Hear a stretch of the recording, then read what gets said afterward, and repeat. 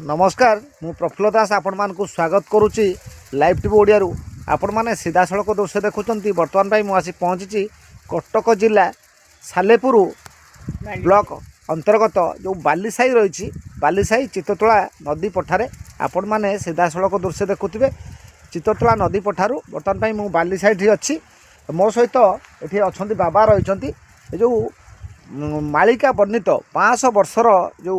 तुलसी वृक्ष रही गंगा तुलसी से वृक्ष मूल बर्तमान भाई अच्छी ये पूजा अर्चना कर प्रतिदिन स्थानीय बासिंदा मैंने आसती पूजा अर्चना करती भोगराग कर जाती। ये देखुं विशालकाय गंगा तुलसी वृक्ष जे कि यही चिततोला नदी पठारे ये पूजा पाँच ये पुराण प्रसिद्ध मालिका वर्णित से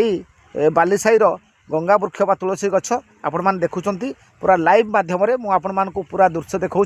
मो सहित बाबा अच्छा चलतु सीधा सड़क जावा बाबा प्रतिक्रिया नवा। बाबा कौन प्रतिक्रिया कहते बाबा टे परिचय देले अभी बाबा बाबा ये जो ये केते दिन है रही आप 3 वर्ष है जो गंगा तुलसी रही केते फुटर तुलसी गछ 60 फुट उच्चर तुलसी गछ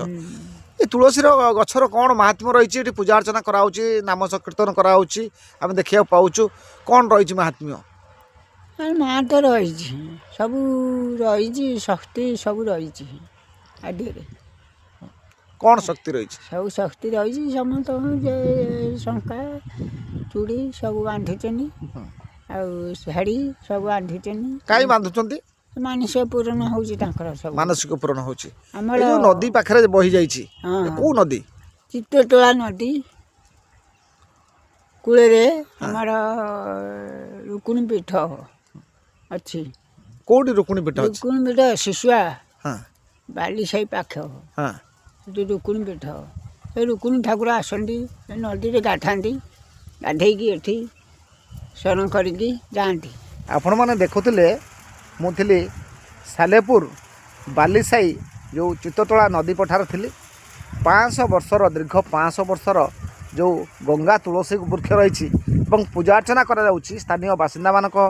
एवं ग्रामवासी मानकर एवं जो भक्त मान अच्छा ये तुलसी वृक्ष मूले प्रतिदिन आसी पूजा अर्चना करती भोगराग करती एवं तुलसी वृक्ष मानसिक करी नाली सूता डोरी बांधि था जहाँफल तांकर मानसिक पूर्ण होता है। आपण मैंने देखुं ये हूँ से बालीसाई चिततोला नदी पठार जो 500 वर्षर गंगा तुलसी गछ रही तुलसी वृक्ष रही से परिसर मुझे आपको देखा मो सहित जे बाबा रही बर्तमान सी प्रतिक्रिया कहते स्थानीय जो रुक्मणी पीठ रही